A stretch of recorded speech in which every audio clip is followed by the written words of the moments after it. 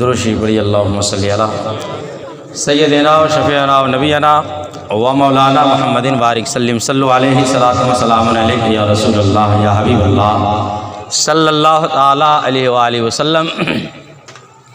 حضرات، موت برحق ہے نا، کوئی بھی ٹال نہیں سکتا، دولت کی بنیاد پر بھی نہیں ٹال سکتا، بادشاہت کی بنیاد پر بھی نہیں ٹال سکتا، طاقت کی بنیاد پر بھی نہیں ٹال سکتا، کسی طرح سے بھی موت کو ٹال نہیں سکتا۔ ہاں، اگر کوئی موت کو ٹال سکتا ہے تو وہ میرا پروردگار ہے، میرا پروردگار ہے۔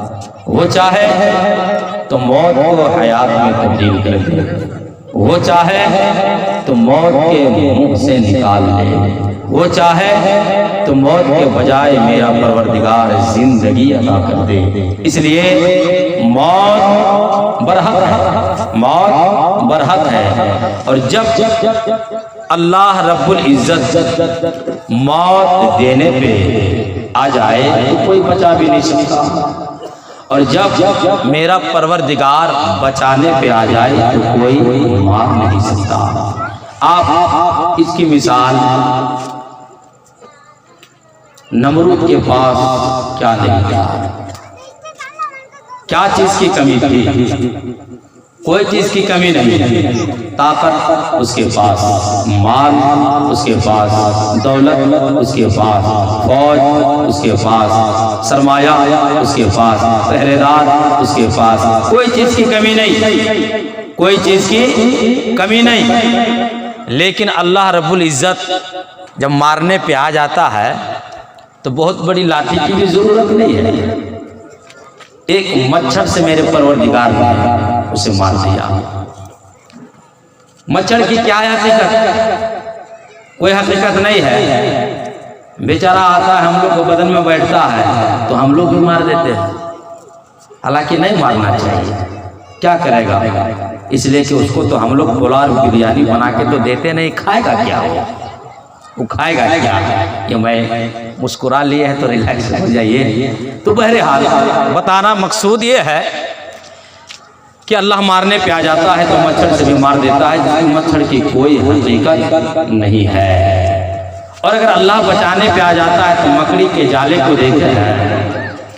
غار ثور میں میرے پروردگار نے نبیوں کے تاجدار، شہنشاہوں کے شہنشاہ آقائے کائنات صلی اللہ علیہ وسلم کو مکڑی کے جالے کے بہانے سے میرے پروردگار نے بچا لیا، یہاں تک کہ دشمن آ گئے۔ حضرت ابوبکر صدیق نے کہا یا رسول اللہ، دشمن قریب، پاؤں نظر آ رہا ہے، اس کی ٹانگیں نظر آ رہی ہے، یا رسول اللہ اب کیا کیا جائے؟ میرے رب نے فرمایا، یہ آقائی کائنات صلی اللہ علیہ وسلم نے فرمایا، اے ابوبکر گھبرانے کی ضرورت نہیں ہے، اللہ میرے ساتھ ہے۔ کہیے سبحان اللہ، اللہ میرے ساتھ ہے۔ روایتوں میں آتا ہے کہ آقائے کائنات صلی اللہ علیہ وسلم وہیں پر ہے، ابوبکر بھی وہیں ہے۔ کتاب میں ہے کہ ایک پیالہ آیا، اس میں بہت لذیذ شربت، میں مختصر میں بتا رہا ہوں۔ ابوبکر نے دیکھا کہ غار کے اس پار ایک سمندر ہے، کشتی تیار ہے، لے جانے والا تیار ہے۔ کہا ابوبکر اطمینان رہو، اللہ میرے ساتھ ہے۔ تو میرا کہنے کا مقصد یہ ہے کہ اگر اللہ مارنے پہ آ جائے تو کوئی بچا نہیں سکتا، اور اگر میرا پروردگار بچانے پہ آ جائے تو کوئی مار نہیں سکتا۔ حضرت سارے نبیوں میں ایک نبی حضرت داؤد علیہ السلام کہیں بھی جاتے تو اپنے گھر کے دروازے پہ کنڈی لگا دیتے، زنجیر لگا دیتے۔ آج ہم لوگ کہیں نکلتے یا ہماری مائیں بہنیں نکلتی ہے تو دروازے کنڈی چڑھا دیتی ہے۔ تو حضرت داؤد علیہ السلام نکلے، اس کے بعد جب گھر آئے تو دروازہ بند، لیکن حضرت داؤد علیہ السلام نے، اللہ کے نبی نے دیکھا کہ کوئی کھڑا ہے، کوئی کھڑا ہے۔ حضرت داؤد علیہ السلام نے کہا کہ تو بغیر میری اجازت کے کیسے میرے گھر میں چلا آیا؟ کہا ہے اللہ کے نبی، میں وہ ہوں جو کوئی بادشاہ مجھے آنے سے نہیں روک سکتا، میں وہ ہوں जो किसी की ताकत भी मुझे नहीं रोक सकती, किसी की दौलत भी मुझे नहीं रोक सकती, मुझे कोई नहीं रोक सकता, मुझे कोई नहीं रोक सकता। दाऊद अलैहिस्सलाम ने कहा तो आप मलकुल मौत हैं? कहा आपकी रूह निकालने के लिए मैं आया, चादर वही लेट गए, रूह निकाल दी। तो मलकुल मौत को कोई नहीं रोक सकता, तो मेरा परवरदिगार को रोक सकता है। दूसरी बात, हजरत सुलेमान अलैहिस्सलाम का नाम आप लोगों ने सुना है ना? हजरत सुलेमान अलैहिस्सलाम की मजलिस लगी हुई है। देखिए, मौत किसी को नहीं छोड़ती है और मौत से कोई भाग भी नहीं सकता, मौत से कोई भाग भी नहीं सकता। इसलिए कि जब बंदा उम्र गुजार लेता है, हयात पूरी कर लेता है, तो कैसे जिंदा रहेगा? अल्लाह चाहेगा तो फिर बोनस पॉइंट्स में उसकी हयात बढ़ती जाएगी। तो हजरत सुलेमान अलैहिस्सलाम की मजलिस लगी हुई है, बज़्म लगी हुई है, उसमें एक शख्स बैठा हुआ है और उसी दरमियान हजरत मलकुल मौत आ गए तो एक आदमी को घूर घूर के देख रहे हैं, तो वो बंदा, उसके अंदर दहशत पैदा हुई का आने वाला शख्स मुझे घूर घूर के क्यों देख रहा है। जाहिर सी बात है, हम किसी को इस तरह करके देखेंगे तो आदमी तो सोचेगा ना कि आज इमाम साहब को क्या हो गया, कल हम ही को देख रहा है, अजीब अंदाज से देख रहे हैं। और अगर हमको कोई कभी नहीं देखा होगा वो बंदा, और हम पहली बार वो हमको देखा, अगर हम उसी को सिर्फ देखेंगे तो और हैरत होगी।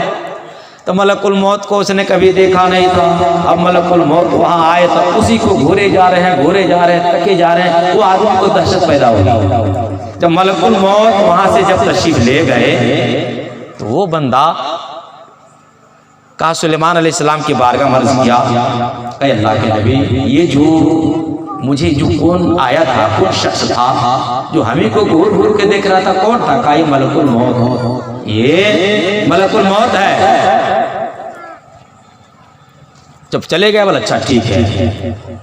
तो उस बंदे ने मलकुल मौत की बारगाह, ये हजरत सुलेमान अलैहिस्सलाम की बारगाह में अर्ज़ किया, ऐ अल्लाह के नबी, मुझे हिंदुस्तान पहुंचा दीजिए, मुझे हिंदुस्तान पहुंचा दीजिए।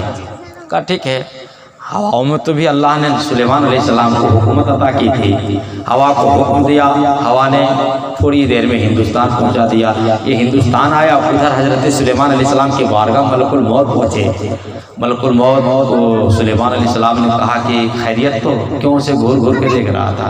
कहा कि ऐ अल्लाह के नबी, उसकी मौत करीब है, चंद लम्हे बाकी हैं, और अल्लाह का हुक्म है कि उसकी रूह हिंदुस्तान में निकालनी है, उसकी रूह हिंदुस्तान में निकालनी है। तो मैं इसलिए उसे घूर घूर के देख रहा था कि ये बैठा हुआ है आपके पास, हिंदुस्तान जाएगा कैसे वो, इसलिए मैं उसे घूर घूर के देख रहा था कि हिंदुस्तान जाएगा कैसे। तो मेरा घूरना काम आ गया और उसके दिल में खौफ पैदा हुआ, अल्लाह ने एक बहाना निकाल दिया, वो हिंदुस्तान पहुंच गया। अब मलकुल मौत आ गए। अब जब वो बंदा देखा तो और चौंक गया, कहा है तू मेरे पीछे पड़ा हुआ है, कौन है, कहाँ से आया है, पहली मुलाकात तुझसे हो रही है, आखिर वजह क्या है, तुम क्यों मुझे घूर घूर करके देख रहा है? मलकुल मौत ने कहा कि ऐ बंदे खुदा, शायद तुझे पता नहीं है, मैं मलकुल मौत हूँ, तेरी रूह निकालनी है, रब का हुक्म हो चुका है, लेकिन रब का हुक्म ये है कि मैं तेरी रूह हिंदुस्तान में निकालूंगा, लेकिन तू सुलेमान अलैहिस्सलाम के दरबार में बैठा हुआ था, इसलिए मैं तुझे घूर घूर के देख रहा था, इसलिए मैं परेशान था कि तू हिंदुस्तान जाएगा तो कैसे जाएगा। अल्लाह ने उसका भी रास्ता निकाल दिया है। अब तेरी लब कुछ अब बाकी नहीं है, कुछ सेकंड रह गए हैं। तो अब वहां आने के बाद भी वो बंदा कहा तो क्या तुम मुझे छोड़ोगे नहीं? कहा सवाल ही पैदा नहीं होता है। मलकुल मौत ने उसकी रूह निकाल ली, उसकी रूह निकाल ली। तो कहने का मतलब ये है, मौत जब आती है तो ये नहीं देखती है ये कहाँ पे बंदा है, कहाँ नहीं है, कहाँ जाएगा और कहाँ नहीं जाएगा। मेरा परवरदिगार सारे रास्ते को निकाल देता है, मेरा परवरदिगार जरिया निकाल देता है, मेरा परवरदिगार बहाना बना देता है, मेरा परवरदिगार सबील बना देता है। इसलिए हम अंदाजा करो, मौत से हम और आप भाग नहीं सकते हैं। इसलिए मौत, मेरा रब फरमाता है, अगर तुम लोहे के किले में भी बंद हो जाओगे, मौत तुम्हें वहां आ लेगी। अब हम कहीं जा नहीं सकते हैं। मौत से अगर बचना चाहे तो बच नहीं सकते हैं, मौत से भागना चाहे तो भाग नहीं सकते हैं। क्यों? जब भागना नहीं भाग नहीं सकते हैं, बच नहीं सकते हैं, टाल नहीं सकते हैं, उससे हम अलग हो नहीं सकते हैं, मौत को आनी आनी है। तो ऐ मुसलमानों, तो फिर मौत को हम क्यों भूल जाते हैं, मौत को क्यों हम बालाए ताक रखते हैं? मौत आएगी, मेरी रूह निकल जाएगी, दुनिया को अलविदा कह देना होगा, सारे लोगों को अलविदा कह देना होगा, सारे रिश्तेदार को अलविदा कह देना होगा, सारे रिश्तेदार को खैराबाद कह देना होगा, और अपनी हकीकी जिंदगी की तरफ लौट जाना है और रब की बारगाह में वहाँ हाजिर होना है। मेरा परवरदिगार पूछेगा, ऐ मेरे बंदा, मैंने तुझे बहुत सारी नेमतों से नवाजा है, मैंने तुझे बहुत सारी दौलतों से नवाजा है, मैंने तुझे आंखें अता की है, मैंने तुझे हाथ अता किया, मैंने तुझे चलने के लिए टांगे अता की है, मुझे तुझे बोलने के लिए ज़बान अता की है। ऐ बंदा, जरा एक बात बता, अगर मैं तुझे गूंगा बना देता तो तू मुझे क्या कर सकता था? अगर मैं तुझे लंगड़ा बना देता तो तू मुझे क्या कर सकता था? अगर मैं तुझे लूला बना देता तो तू क्या कर सकता था? अगर मैं तुझे अंधा बना देता तू क्या कर सकता था? तू कुछ नहीं कर सकता था, इसलिए कि मैं तेरा परवरदिगार हूँ। मेरी मर्जी के आगे किसी की मर्जी नहीं चलेगी, मेरी हुकूमत के आगे किसी की हुकूमत नहीं चलेगी, मेरे कलाम के आगे किसी का कलाम नहीं चलेगा। लेकिन मुझे तुझे अंधा नहीं किया, मैंने तुझे लंगड़ा नहीं किया, मैंने तुझे लूला नहीं किया, मैंने तुझे गूंगा नहीं बनाया। ऐ बंदा, मैंने तुझे आंखें अता की, मैंने तुझे ज़बान अता की, मैंने तुझे हाथ अता किए, मैंने तुझे टांगे अता की है। बता, तू एक मर्तबा गया था और बीच में आया नहीं,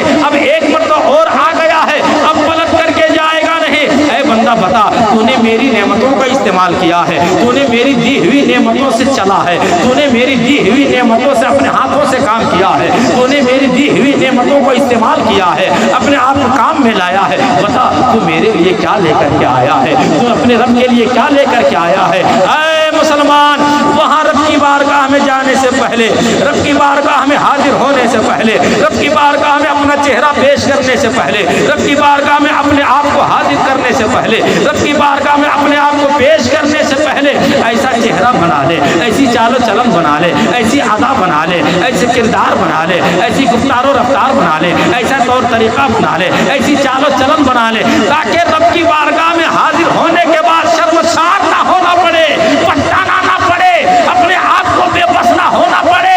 अब अगर ऐसा बना लोगे, अगर किरदार अच्छा बना लोगे, चालो चलन अच्छी बना लोगे, अगर गुफ्तार अच्छा बना लोगे, रफ्तार अच्छा बना लोगे, अपना किरदार अच्छा बना लोगे, तो जो किरदार अच्छा बना लेता है, जो रफ्तार अच्छा बना लेता है, जो चालो चलन अच्छा बना लेता है, तो दुनिया में भी उसे कोई डर नहीं रहता है, ना मौत का डर रहता है, ना कब्र का डर रहता है, ना हश्र का डर रहता है, ना मैदान महशर का डर रहता है। क्यों?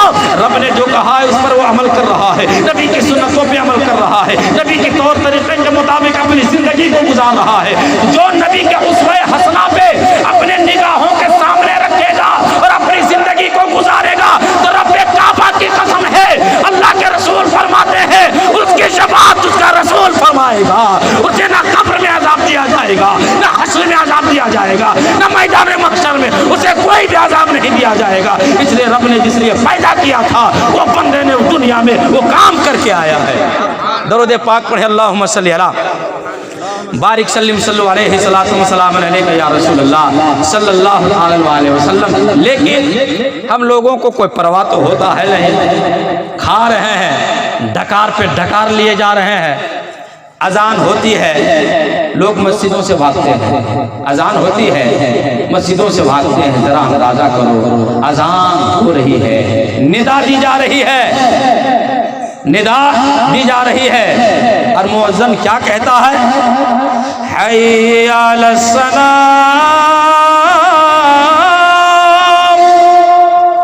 हय्या अलस्सलाह, आओ नमाज की तरफ, आओ नमाज की तरफ, हय्या अलल फलाह, हय्या अलल फलाह,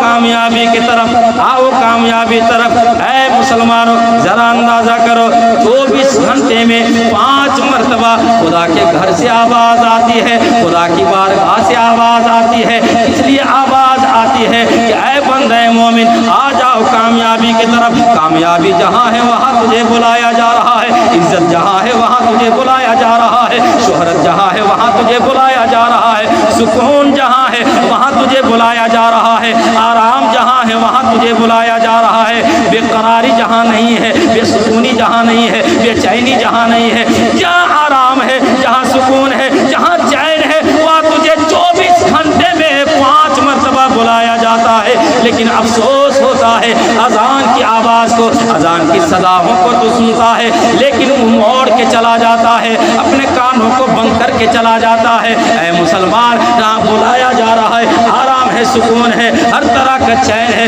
وہاں چھوڑ کر کے تو کہیں اور آرام تلاش رہا ہے, وہاں چھوڑ کر کے تم کہیں اور سکون تلاش رہا ہے, وہاں چھوڑ کر کے تم کہیں اور قرار تلاش رہا ہے. تو اے مسلمانوں, جہاں آذان ہے, جہاں آواز آتی ہے, جہاں سکون ہے, جہاں چین ہے, وہاں چھوڑ کے کہیں پوری کائنات میں اگر تم کہیں بھی چلے جاؤ تو وہاں پر تجھے سکون نہیں ملے گا, وہاں تجھے چین نہیں ملے گا, کیونکہ جہاں سکون ہے, جہاں آرام ہے, وہاں تجھے بلایا جا رہا ہے اور تو وہاں سے بھاگ رہا ہے.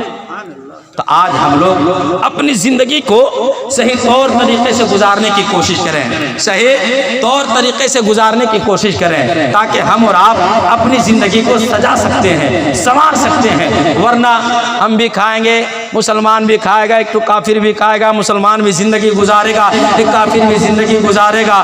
تو اسی طرح ہم لوگ بھی کریں گے, اسی طرح چال و چلن ہم لوگ بھی بنا لیں گے, اسی طرح کردار ہم لوگ بھی بنا لیں گے, اسی طرح رفتار ہم لوگ بنا لیں گے. تو پھر ہم میں اور اس میں فرق کیا رہ جائے گا, ہم میں اس میں فرق کیا رہ جائے گا. میرے آقا کائنات صلی اللہ علیہ وسلم نے فرمایا مومن اور کافر کے درمیان سب سے بڑا جو فرق ہے وہ نماز ہے, وہ نماز ہے. جو مسلمان ہوتا ہے اذان کی آواز سنتے ہی وہ خدا کی بارگاہ کی طرف جاتا ہے, خدا کے بارگاہ کی طرف جاتا ہے. تو اے مسلمانوں, اپنے آپ کو سدھارنا ہے, اپنے آپ کو سجانا ہے, اپنے آپ کو سنوارنا ہے. جھوم کر کے درود پاک پڑھ لیجیے, اللہم صلی علی بارک سلم صلو علیہ الصلوۃ والسلام علیہ یا رسول اللہ یا حبیب اللہ صلی اللہ تعالی علیہ وسلم. آج ہم لوگ مصیبتوں سے گھبرا جاتے ہیں, ہم لوگ مصیبتوں سے گھبرا جاتے ہیں, مصیبتوں سے پریشان ہو جاتے ہیں, اور جو زیادہ جھوٹ بولتا ہے اسی کے ہاں پہ ہاں بھی کر دیتے ہیں.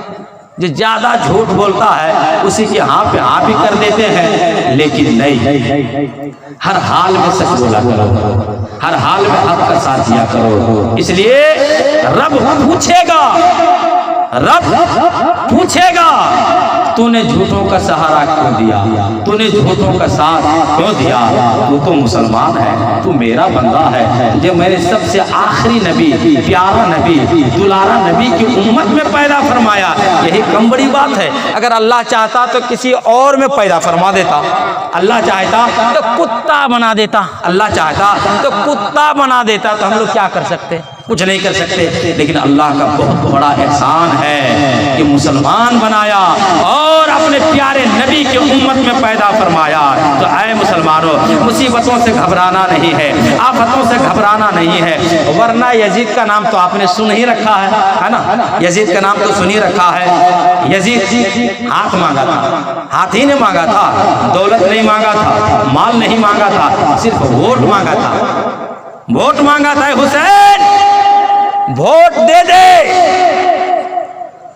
بیعت کر لے, میرا سمرتھن کر دو, میرے گروہ میں آ جاؤ, میرا سپورٹ کر دو. اے حسین ادھر مال ہے, ادھر دولت ہے, اے حسین ادھر سب کچھ ہے, اے حسین میرا سمرتھن کرو, میرا ووٹ ڈال دو اور میری پارٹی میں آ جاؤ. حسین نے کہا یزید تو شرابی ہے, تو کبابی ہے, تو جھوٹا ہے, تو غدار ہے, اور میں جھوٹوں کا ساتھ نہیں دیتا, میں غداروں کا ساتھ نہیں دیتا, میں گنہگاروں کا ساتھ نہیں دیتا, میں خطاکاروں کا ساتھ نہیں دیتا. اس لیے کہ میرے ہاتھ میں صرف میرا ہاتھ نہیں ہے, میرے ہاتھ میں ابو بکر صدیق کا ہاتھ ہے, میرے ہاتھ میں عمر فاروق کا ہاتھ ہے, میرے ہاتھ میں عثمان غنی کا ہاتھ ہے, میرے ہاتھ میں مولا علی کا ہاتھ ہے.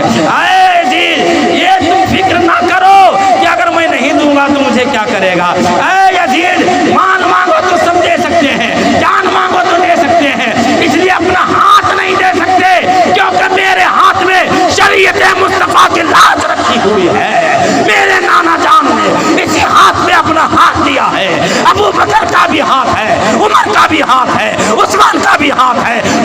علی کا بھی ہاتھ ہے، اے یزید تجھے جو چاہیے کر لے، لیکن حسین جھوٹے کا ساتھ نہیں دے سکتا ہے، حسین شرابی کا ساتھ نہیں دے سکتا ہے۔ اے مسلمانوں، اگر آپ نے آپ کو حسینی کا ہونے کا دعویٰ کرتے ہو، اپنے آپ کو اگر حسینی گھر بنانا چاہتے ہو، اپنے آپ کو حسینی اولاد بنانا چاہتے ہو، اپنے آپ کو اپنی بیوی کو فاطمہ کی کنیز بنانا چاہتے ہو، اپنی بیٹیوں کو فاطمہ کی کنیز بنانا چاہتے ہو، تو میدان کربلا کی سیرت کو نگاہوں میں رکھو۔ اے مسلمانوں، کون سی مصیبتوں کا پہاڑ اس پر نہیں توڑا گیا ہے؟ میدان کربلا میں کس طرح کی مصیبتوں سے نہیں ستایا گیا ہے، لیکن میرے امام عالی مقام نے اللہ پر بھروسہ کر کے باغ کی زندگی کو گزارتے گئے اور اپنے ماننے والوں کو کہا، اے میرے نانا جان کے کلمہ پڑھنے والوں، مصیبتیں آ جائے تو گھبرانا نہیں، آفتیں آ جائے تو گھبرانا نہیں، اور کلفتوں اگر گھیر لے تو گھبرانا نہیں۔ اس لیے مذہب اسلام کی شان وہ ہے، اگر جان مانگے تو جان دے دینا، مال مانگے تو مال دے دینا، لیکن مذہب اسلام کا سودا نہ کرنا، ایمان کا سودا نہ کرنا۔ چاہے مسلمانوں، ایمان تازہ کیسے رہے گا؟ ایمان پھولتا پھلتا کیسے رہے گا؟ اب جہاں ایمان میں تازگی ملتی ہے، جہاں ایمان میں تر و تازہ جہاں پیدا ہوتا ہے، وہ جگہ ہم لوگ چھوڑ دیتے ہیں۔ اس لیے میرے آقا فرماتے ہیں، جب بندہ مومن سجدے میں جاتا ہے تو سب سے زیادہ رب کے قریب ہو جاتا ہے، سب سے زیادہ رب کے قریب ہو جاتا ہے۔ آج ہم لوگوں کا یہ طریقہ ہے، اگر کوئی نیتا، کوئی منسٹر، کوئی فنسٹر، کوئی اٹر، کوئی پٹر سے زیادہ اگر ملاقات ہوتی ہے نا، لٹر پٹر سے کوئی زیادہ ملاقات کر لیتا ہے، یعنی نیتا لوگوں سے، کہتا ہے میرا وہ ایس پی سے جان پہچان ہے، میرا وہ ایس پی سے جان پہچان ہے، اب غرور میں رہتا ہے، غرور میں رہتا ہے۔ یہ دنیا کی بات ہے، غرور ہوتا ہے نا۔ اگر کوئی دن بھر میں 5 ٹائم اگر رب سے ملاقات کرے گا تو کیا ہوگا؟ رب سے ملاقات کرے گا تو کیا ہوگا؟ تو جو جس کے آپ کو تو سمجھ میں آ رہا ہے کہ اگر وہ فلاں ایس پی فلاں منسٹر اگر میرے زیادہ قریب ہے، اس کے میں زیادہ قریب ہوں تو میرا سپورٹ کرے گا، دنیاوی بات ہے، سپورٹ کرتا ہے نا۔ تو اگر کوئی رب کے زیادہ قریب رہے گا تو کیا میرا پروردگار اس کو عذاب دے گا؟ نہیں عذاب دے گا، کیونکہ رب کے قریب ہونے والا اگر گناہ بھی کر لیتا ہے تو میرا پروردگار کی رحمت اتنی وسیع ہے، اتنی وسیع ہے کہ فجر کی نماز پڑھتا ہے تو دن بھر میں جو گناہ ہوتا ہے، اور جو ظہر کی نماز میں کھڑا ہوتا ہے تو اس کے کندھے سے سارے گناہ کندھوں پہ آ کر کے فرشتوں کہتا ہے اس کو الگ کر دو، الگ رکھ دو۔ سجدے میں جاتا ہے تو مکمل گناہوں کو الگ کر دیا جاتا ہے، سجدے میں جاتا ہے مکمل گناہوں کو الگ کر دیا جاتا ہے۔ جب نماز سے فارغ ہو جاتا ہے، فرشتے عرض کرتے ہیں، اے میرے پروردگار، یہ بندہ اب نماز پڑھ چکا ہے تو کیا پھر یہی گناہ پھر اس پر ڈال دے؟ میرا رب فرماتا ہے، فرشتوں ایسا کیسے ہو سکتا ہے؟ رب نے پاک کر دیا ہے، رب نے اس کو گناہوں سے پاک کر دیا ہے، اب ڈالا نہیں جائے گا، اب وہ گناہوں سے پاک ہو گیا ہے۔ مسلمانوں، نماز لوگ پڑھتے ہیں، گناہوں سے پاک ہو جاتا ہے، خطاؤں سے پاک ہو جاتا ہے، لیکن افسوس ہے جہاں سب کچھ ہے وہاں ہم لوگ چھوڑ دیتے ہیں۔ آوازیں آتی ہے، مؤذن پکارتا رہتا ہے، لیکن ہم لوگ چھوڑ دیتے ہیں، اور جہاں سے پکار کی آواز نہیں آتی ہے، جہاں کچھ نہیں ہوتا ہے، وہاں جا کے سکون تلاشتے ہیں، وہاں جا کے چین تلاشتے ہیں، وہاں جا کے آرام تلاشتے ہیں۔ اے مسلمانوں، سکون چاہیے تو رب کی بارگاہ میں جھکا کرو، آرام چاہیے تو رب کی بارگاہ میں جھکا کرو، انشاءاللہ تم دنیا میں بھی شاد رہو گے اور مرنے کے بعد بھی شاد رہو گے۔ درود پاک پڑھے، اللہم صلی علی بارک سلم صلو علیہ الصلوۃ والسلام علیک یا رسول اللہ صلی اللہ علیہ وسلم۔ حضرات، ایک بزرگ فرماتے ہیں کہ میں طواف کر رہا تھا، کیا کر رہا تھا؟ طواف کر رہا تھا، تو طواف کرتے کرتے ایک ایسی عورت نظر آئی، ایک ایسی خوبصورت عورت نظر آئی جس کے چہرے کی چمک، جس کے چہرے کی دمک، جس کے چہرے کی کھنک ایسی تھی، اتنی خوبصورت وہ لگ رہی تھی، اتنی حسین و جمیل وہ لگ رہی تھی، ایسا لگ رہا تھا کہ اس کی زندگی میں کبھی بھی مصیبتیں نہیں آئی ہے، اس کی زندگی میں کبھی بھی آفتیں نہیں آئی ہے، اس کی زندگی میں کبھی بھی مصیبتوں کا پہاڑ نہیں آیا ہے۔ حضرت وہ بزرگ فرماتے ہیں، ایسا ہی چمکتے، اس کے چہرے کا روب و دبدبا ایسا تھا، بے پناہ حسین و جمیل تھی۔ میں نے کہا با خدا اس کے زندگی میں کبھی بھی مصیبتوں نے ڈیرا نہیں ڈالا ہے، اتنا وہ کرنا تھا۔ اس عورت کے کانوں تک آواز آتی ہوتی ہے وہ عورت کہتی ہے آپ نے کیا کہہ دیا؟ واللہ میں مصیبتوں سے جکڑی ہوئی ہوں، میں آفتوں سے جکڑی ہوئی ہوں، میں کلفتوں سے جکڑی ہوئی ہوں، مصیبتوں نے مجھے گھیر لیا ہے، آفتوں نے مجھے گھیر لیا ہے، کلفتوں نے مجھے گھیر لیا ہے۔ وہ بزرگ فرماتے جب آفتوں نے تجھے گھیر لیا ہے، مصیبتوں نے تجھے گھیر لیا ہے، کلفتوں نے تجھے گھیر لیا ہے، تو ایک بات بتا، کون سی ایسی چیز ہے، کون سی ایسی طاقت ہے جو تیرے چہرے کی رونق اس قدر بڑھ رہی ہے، تیرے چہرے میں چمک اس قدر آ رہی ہے، تیرے چہرے کی چمک اس قدر آ رہی ہے، تیرے چہرے کی رونق اس قدر تازہ ہو رہی ہے؟ اس نے کہا آپ کو پتا نہیں، آپ کو پتا نہیں۔ وہ عورت کہتی ہے سن، قربانی میرے شوہر نے کی۔ کیا قربانی میرے شوہر نے کیا؟ میرے 2 بچے چھوٹے چھوٹے تھے، قربانی ہو گئی۔ ایک بیٹے نے کہا کہ چھوٹے بھائی سے کہ بھائی ادھر آؤ، والد صاحب نے کس طرح بکری ذبح کیا، آؤ میں تجھے بتاؤں۔ بڑے بیٹے نے چھوٹے بیٹے کو لیٹا کر کے اس کو ذبح کر دیا، بڑے بیٹے نے چھوٹے بیٹے کو لٹا کر کے ذبح کر دیا۔ اب جب ذبح کر دیا تو بڑا بیٹا ڈر کے مارے جنگل کی طرف بھاگ گیا، جنگل کی طرف بھاگ گیا۔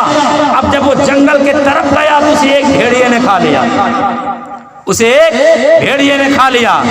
اب میرا شوہر جو تھا جب دیکھا ایک بچے کی لاش گھر میں ہے اور ایک بیٹا جنگل کی طرف چلا گیا ہے، میرے شوہر تاج کو یہ پتا تھا کہ جنگل میں پہاڑ میں درندے رہتے ہیں، خوف زدہ اژدہے رہتے ہیں، بھیانک جانور رہتے ہیں، اگر اپنے بیٹے کو جلدی میں نہیں لاؤں گا تو نہ جانے اور دوسری مصیبتیں آ جائے گی، نہ جانے کوئی بھیڑیا اٹھا کر کے لے جائے گا۔ اے بزرگ آپ کو پتا نہیں ہے وہ میرا شوہر جب چلا گیا ہے تو اسے بھی بھیڑیوں نے کھا لیا ہے۔ اور جب میرے شوہر نے جب اس کو یہ سنا تو پیاس کی شدت میں میرے شوہر کا بھی انتقال ہو گیا ہے۔ اب وہ بزرگ کی آنکھوں میں آنسو آ گئے، آنکھوں میں آنسو آ گئے۔ اس کے بعد وہ عورت کہتی ہے ایک میری بیٹی تھی جو شادی ہو گئی تھی، اپنے سسرال میں تھی، جب اس نے یہ خبر سنی تو برداشت نہ کر سکی اور چیخ مار کر کے زمین پہ گری، اس کا بھی انتقال ہو گیا۔ میری گود میں ایک چھوٹا بچہ تھا، وہ چولہے میں جو ہانڈی جو پک رہی تھی جوش مار رہا تھا، چھوٹا بچہ گھسٹتے گھسٹتے چولہے میں گیا اور اس کو ہلایا۔ اب ہلانے کے بعد اس پکتا ہوا جوش میں جو پانی جو تھا جو اس میں پک رہا تھا اس کے جسم پہ گر گیا ہے۔ اب جب جسم پہ گر گیا ہے اس بچے کے بدن سے سارا گوشت نیچے اتر گیا، وہ بھی بچہ انتقال کر گیا ہے۔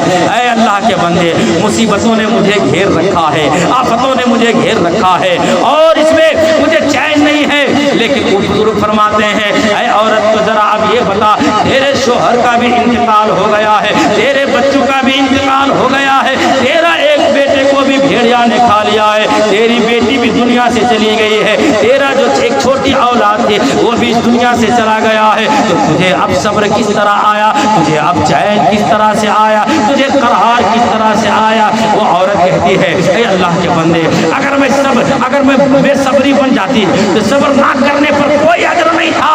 میں نے دیکھا اللہ فرماتا ہے اگر تو صبر کر لیتی ہے تو اس کا صبر کا اجر محمود ہے، اور اگر تو صبر نہیں کرتی ہے تو اس کا کوئی اجر نہیں ہے۔ اے اللہ کے بندے سن لے، میرا شوہر چلا گیا، میں نے صبر کر لیا، میرا بیٹا چلا گیا، میں نے صبر کر لیا، میرے ایک اور بیٹا چلا گیا، میں نے صبر کر لیا، میری ایک اور چھوٹا بیٹا چلا گیا، میں نے صبر کر لیا، میری بیٹی چلی گئی، میں نے صبر کر لیا، یہ دنیا نے مجھے اکیلا کر دیا ہے، اللہ کی ذات پر میں نے بھروسہ کر لیا ہے۔ تو اے بندے سنو، جو اللہ پر بھروسہ کرتا ہے وہ تنہا نہیں رہتا ہے، اللہ اس کے ساتھ ہوتا ہے۔ یہی وجہ ہے اللہ پر بھروسہ کرنے کی وجہ ہے ان مصیبتوں کے باوجود بھی میرا چہرہ چمک رہا ہے، ان آفتوں کے باوجود بھی میرا چہرہ دمک رہا ہے، ان کلفتوں کے باوجود بھی میرے چہرے میں دمک ہے، چمک ہے۔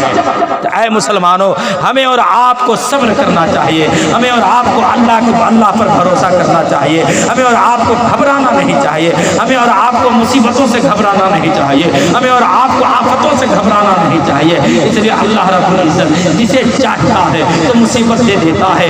ہو سکتا ہے کبھی اللہ مصیبتوں کو دے کر کے آزماتا ہے، کبھی مال دے کر کے آزماتا आजमाता है, कभी खुशी दे करके आजमाता है, कभी तकलीफों को दे करके आजमाता है, कभी मुसीबतों को दे करके आजमाता है, कभी बीमारी को दे करके मेरा रब आजमाता है। रब ने फरमाया है मैं तुम्हें जान से मान से हर तरह से मैं तुम्हें आजमाऊंगा। तो है मुसलमानों, मुसीबतों ने अगर घेर लिया, आफतों ने अगर घेर लिया और अगर कुल्फतों ने अगर घेर लिया है तो मुसीबत में भी अल्लाह पर राजी रहना है, अल्लाह पर भरोसा करना है और यही दुआ करना है, ऐ अल्लाह ये सारी चीज़ें तेरे तरफ से है। अगर तू मेरा इम्तिहान ले रहा है, अगर तू मेरा इम्तिहान ले रहा है तो ऐ अल्लाह मुझे सब्र करने की ताकत अता कर देना, इस मुसीबत में भी मुझे सब्र अता कर देना।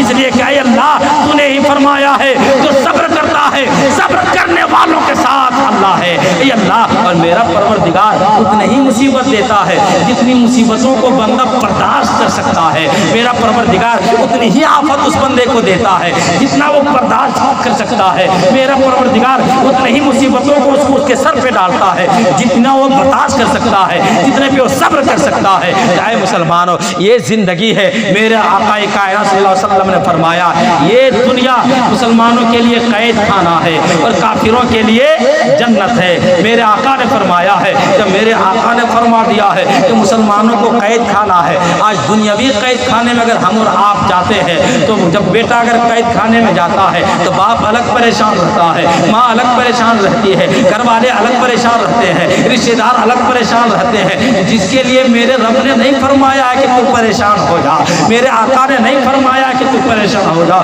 जिसके लिए मेरे आका ने मोहर लगा दी है ये दुनिया मुसलमानों के लिए कैद खाना है और काफिरों के लिए जन्नत है। अब जरा अंदाजा करो जब मेरे नबी ने दुनिया को कैद खाना बता दिया है मुसलमानों के लिए, तो अब ये दुनिया में अगर हम आराम चाहे तो हम आराम नहीं मिल सकता है।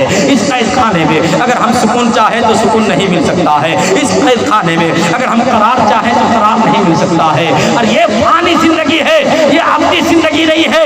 इस दुनिया को सारी कायनात को एक न एक दिन फना हो जाना है, बाकी रहने वाली जिंदगी तो वहाँ की जिंदगी है, वहाँ की हयात अपनी हयात है, वहाँ का चैन अपना चैन है, वहाँ का करार बसा बराबर रहने वाला करार है, वहाँ जो सुकून मिलेगा वो बराबर वो रहने वाला वो सुकून मिलेगा। चाहे मुसलमानों आरजी सुकून के लिए क्यों तू तड़प रहा है, आरजी जिंदगी के लिए क्यों तू कोशा हो रहा है, आरजी जिंदगी के लिए आरजी खुशी के लिए क्यों तू तड़प रहा है। जहाँ पर आरजी जिंदगी है, अपनी जिंदगी है, अपनी हयात है, वहाँ की तैयारी करनी है, वहाँ जहाँ खुशहाल अपनी रहना है वहाँ की तैयारी कर लेना है। इसलिए जब वहाँ तैयारी कर लोगे रब्बे काबा की कसम है वहाँ की तैयारी हो जाएगी तो वहाँ जो खुशी मिलेगी तो खुद कहता हुआ नजर आएगा, ऐ अल्लाह काश कुछ और मैं कर लेता तो मुझे और खुशी आसा हो जाती, मुझे और खुशी मिल जाती। इसलिए मुसलमानों ऐसा काम नहीं करना है जो रब की बारगाह में हाजिर होने से पछताना पड़े, रब की बारगाह में पेश होने से पछताना पड़े। ऐसी जिंदगी गुजारना है, इस तरह से जिंदगी गुजारना है कि हमें और आपको वहाँ चैन मिले। अबुल हसन सिराज रहमतुल्लाह ताला अलैह फरमाते हैं, पूरा मजमा झूम के बोलिए सुभान अल्लाह, और एक मरतबा चल के बोलिए सुभान अल्लाह, हाथ को उठा के बोलिए सुभान अल्लाह, माशाअल्लाह। इसी तरह एक मुकर्रिर तकरीर कर रहा था, तकरीर करते करते बोला हाथ को उठा के बोलिए, हाथ को उठा के बोलिए, बोलते बोलते बोला कि तिरपाल में चढ़ के बोलने। तो हाथों को इसलिए मैं उठा रहा हूँ ताकि आप बेदार रहे, आप बेदार रहे। इसलिए मैं तकरीर को मैं लंबी कर रहा हूँ। जनाब साहिब खाना ने कहा कि आपकी तकरीर के बाद पीर साहब की तकरीर होगी, तो हमारी तकरीर के बाद जो आए हैं ये तीन शेर पढ़े हजरत की तकरीर होगी। तो पूरा मजमा एक मरतबा और अपने हाथों को बुलंद करके कहिए सुभान अल्लाह, या रसूल अल्लाह, या हुसैन, या हुसैन, या गौस। 11वीं शरीफ आ गया है ना, 11वीं शरीफ आ गया, मत पूछिए, खाएगा भी और लेके जाएगा, खाएगा भी और लेके जाएगा भी। ये आदत बहुत खराब है, लेकिन आदमी का टारगेट फेल हो जाता है। क्यों कि भाई आपको खाने के लिए दावत दिया है ना कि ले जाने के लिए है। और ये जायज नहीं है, ये जायज नहीं है। इसलिए आपको दावत खाने के लिए दिया है, ले जाने के लिए नहीं। ले जाने के लिए आपको दावत नहीं दिया है, भाई दावत मिली है, जितना खाना है खाओ ना, जितना खाना है खाओ। अब बुरा मत मानिएगा, ये हकीकत बात है, आप लोगों ने भी देखा होगा, खाता है भी टन टना कर लेके जाता है भी टन टना करके, तो बड़ा मेहरबानी बुरा ना माने। دعوت ملتی ہے جتنا کھانا ہے آپ کھائیے، لے جانے والا معاملہ مت رکھیے، ورنہ دعوت جو دیتا ہے اس کا ٹارگٹ فیل ہو جاتا ہے۔ اور میں نے دیکھا ہے ایک سال رہ کر کے آدمی لے کر کے چلا گیا، بعد میں پتا چلا کہ امام صاحب گھٹ گیا، کیا کریں، آدمی کو دعوت دیے، کھایا بھی اور لے کے بھی چلا گیا، تو کیا کریں، کس کو زبردستی روکے؟ ایسا نہیں کرنا ہے۔ 11ویں شریف کا جو لنگر ہوتا ہے مسلمانوں، وہ سمجھو ایک تبرک ہوتا ہے، آپ کھائیے نا۔ اگر آپ کے بچے آئے ہیں تو اپنے بچوں کو بھی آپ کھلائیے، لیکن وہیں پر بیٹھا کر کے کھلائیے، جتنا کھانا ہے کھلائیے، لیکن لے کر کے مت جائیے، اس لیے کہ لے جانے والا طریقہ صحیح نہیں ہے، لے جانے کا جو انداز ہے وہ صحیح نہیں ہے۔ اس لیے آدمی اپنے شوق سے بزرگوں سے پاک کے نام سے لنگر کر رہا ہے، اور وہ بھی اعلان ہے کہ دعوت کھانے کے لیے ہے، نہ کہ لے جانے کے لیے۔ اس لیے مسلمانوں 11ویں شریف آ رہا ہے، 11ویں شریف آ رہا ہے، اپنے حسب اوقات لنگر بھی کرنا ہے، اپنے حسب اوقات لنگر کرنا ہے۔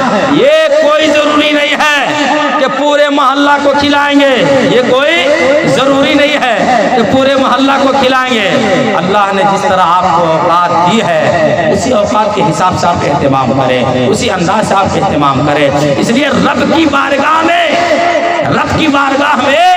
آپ کا تقویٰ جائے گا، چاول نہیں، آپ کی نیتیں جائے گی، آپ کا عمل جائے گا جو آپ کے دل میں ہے۔ اگر آپ نے دنیا کو راضی کرنے کے لیے اگر آپ نے ایسا کیا ہے تو دنیا ہی میں آپ کو مل جائے گا، اور اگر آپ نے رب کو رضا کے لیے، رب کو راضی کرنے کے لیے آپ نے دعوت کھلایا ہے، غریبوں کو کھلایا ہے، مفلسوں کو کھلایا ہے، آپ نے یہ نیت کر کے کہ اے اللہ میں کھلا رہا ہوں، تیری دی ہوئی نعمتوں کو میں غریبوں میں کھلا رہا ہوں، تیرے محبوب بندے غوث اعظم کے نام کا میں لنگر کر رہا ہوں، اے اللہ اس میں مجھے دنیاوی خواہشات نہیں ہے، بس تو راضی ہو جائے، میرا یہی مقصد ہے۔ جب رب راضی ہو جائے گا تو سب راضی ہو جائے گا، پھر کسی کی پرواہ نہیں ہوگی۔ ورنہ لنگر کرنے کے بعد بھی غوث پاک کا دیوانہ غریب رہے گا، سوال ہی پیدا نہیں ہوتا۔ وہ غریب رہ ہی نہیں سکتا ہے، غریب ہوتا کیسے معلوم ہے؟ چن چن کے کھلاتے ہیں، چن چن کے، اور یہ سوچتے ہیں کہ اس کو بلائیں گے، اس کو نہیں بلائیں گے، وہ میرا اپنا مہماندار والا نہیں ہے، وہ ٹھیک نہیں ہے۔ ویسا تبرک ٹھیک اور نہ ٹھیک کی بات نہیں ہے۔ ہاں آپ کی اوقات جس طرح ہے اس حساب سے دعوت دے کر کے کھلائیے، لیکن جب اعلان ہو تو آدمی نہیں چننا ہے، اعلان ہو تو رنگ نہیں چننا ہے، اعلان ہو طریقہ نہیں چننا ہے۔ جب اعلان ہو جاتا ہے تو کوئی بھی آ سکتا ہے، جب اعلان ہو جاتا ہے تو کوئی بھی آ سکتا ہے۔ درود پاک پڑھے، اللہم صلی علی بارک سلم صلو علیہ الصلوۃ والسلام علیک یا رسول اللہ صلی اللہ علیہ وسلم۔ تو حضرت ابو الحسن سراج رحمۃ اللہ تعالی علیہ فرماتے ہیں کہ میں بھی خانہ کعبہ کا طواف کر رہا تھا، پورا مجمع بیدار رہیے، بہت اچھی بات میں سنانے کے لیے میں جا رہا ہوں۔ حضرت ابو الحسن سراج وہ فرماتے ہیں کہ میں خانہ کعبہ حج کے دنوں میں چکر لگا رہا تھا، میں طواف کر رہا تھا، اس میں بھی ایک عورت بہت حسین و جمیل نظر آئی، بہت خوبصورت نظر آئے، اور اس کے کاندھے پہ ایک بہت حسین و جمیل بچہ نظر آیا، بہت حسین و جمیل بچہ نظر آیا۔ وہ عورت کہہ رہی تھی اے میرے پروردگار، وہ گزرا ہوا زمانہ، وہ گزرا ہوا زمانہ، وہ گزرا ہوا زمانہ، یعنی وہ پل زمانہ جو گزرا ہوا وہ پل کیسا، جو گزر گیا وہ پل کیسا۔ حضرت ابو الحسن سراج فرماتے ہیں کہ آخر معاملہ کیا ہے، کون سی ایسی بات ہے جو اس کے درمیان اور اس کے رب کے درمیان گزری ہے، کون سا ایسا لمحہ ہے جو اس کے درمیان اور اس کے رب کے درمیان گزری ہے۔ ابو الحسن سراج کہتے ہیں اے عورت یہ کیسی دعا ہے، اور یہ تو کیا کہہ رہی ہے، اے میرے پروردگار وہ زمانہ وہ پل آخر ماجرا کیا ہے۔ وہ عورت کے آنکھوں میں آنسو آ گئے، وہ عورت رونے لگی۔ حضرت ابو الحسن سراج فرماتے ہیں اے عورت آخر رونے کی بات کیا ہے، آنکھوں سے آنسو ٹپکانے کی بات کیا ہے۔ وہ عورت کہتی ہے میرا گزرا ہوا زمانہ بڑا دردناک ہے، میرا گزرا ہوا پل بڑا افسوسناک ہے۔ وہ کہتے ہیں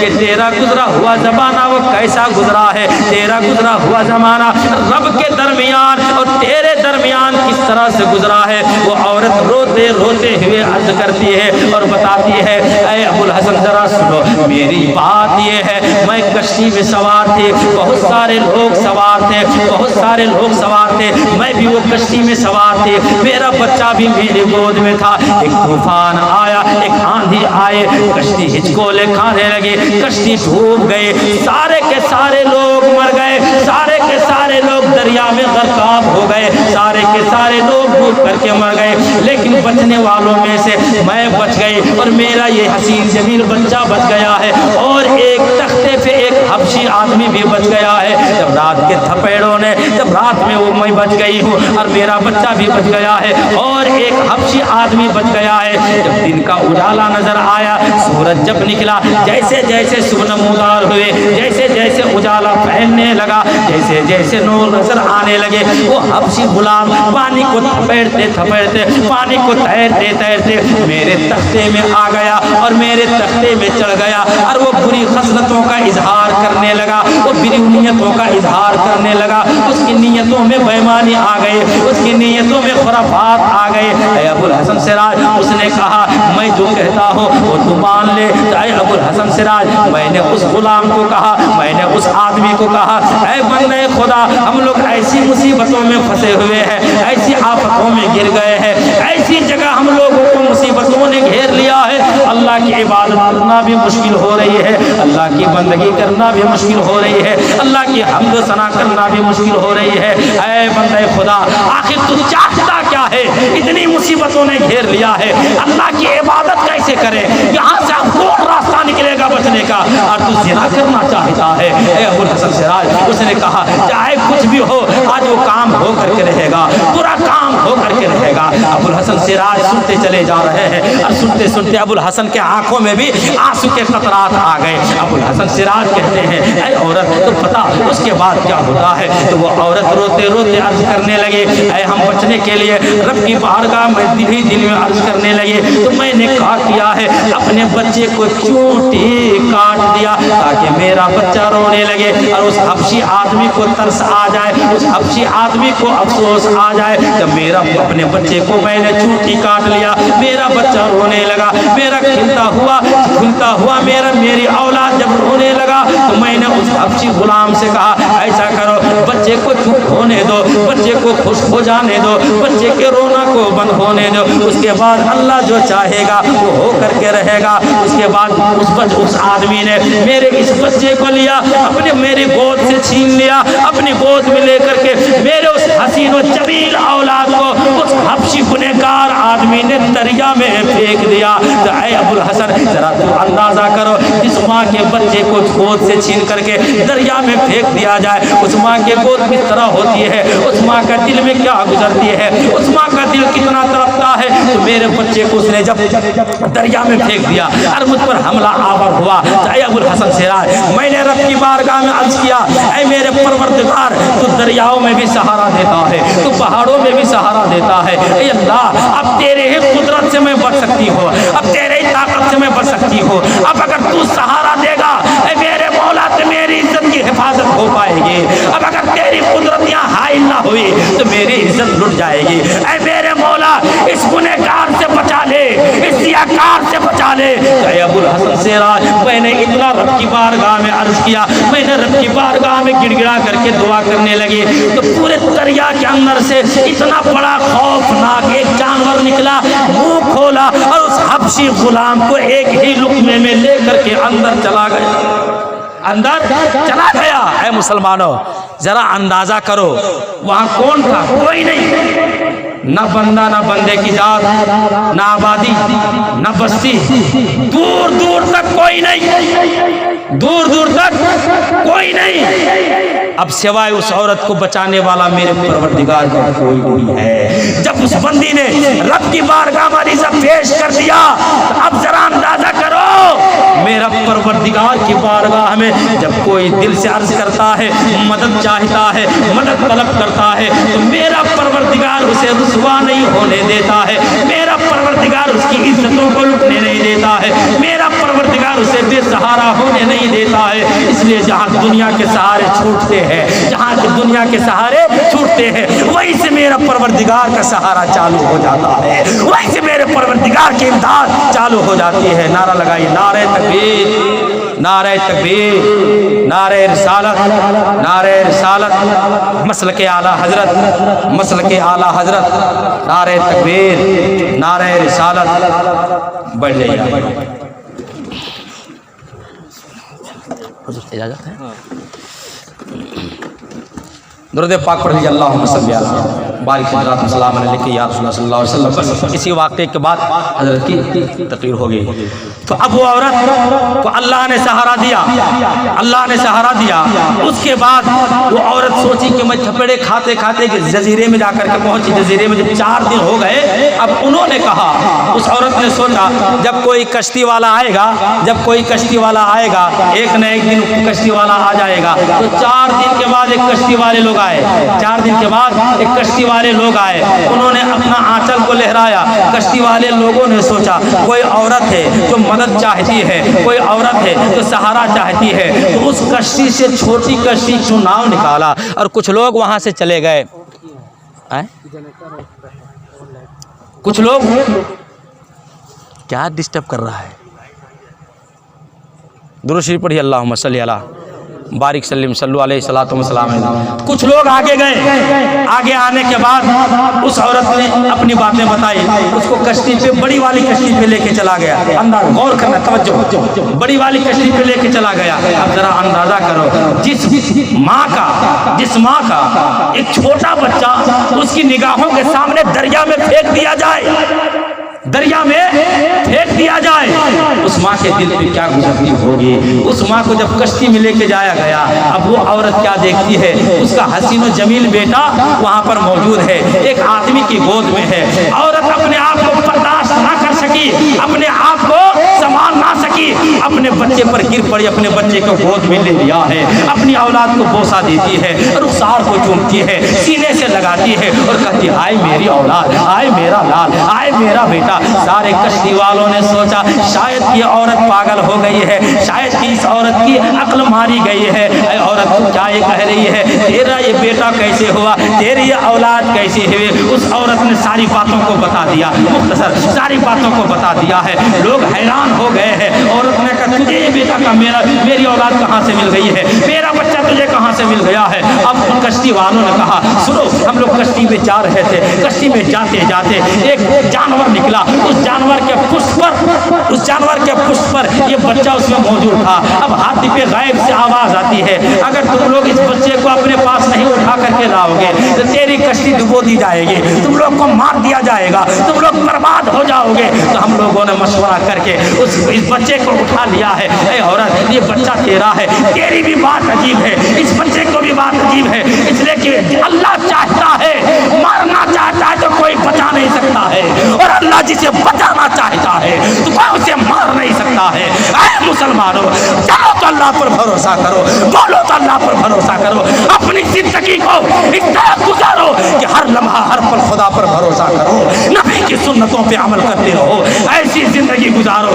ایسی زندگی گزارو کہ تیرا چلنا بعد والے لوگ تیری خوشی منائے کہ فلانا اچھا بولتا تھا، فلانا اچھا چلتا تھا، فلانا کا کردار بڑھیا تھا، فلانا کا رفتار اچھا تھا، فلانا کا کردار اچھا تھا، تاکہ آپ کی نسلیں آپ کا نام لے کر کے آپ کے نقش قدم پر چلنے کی کوشش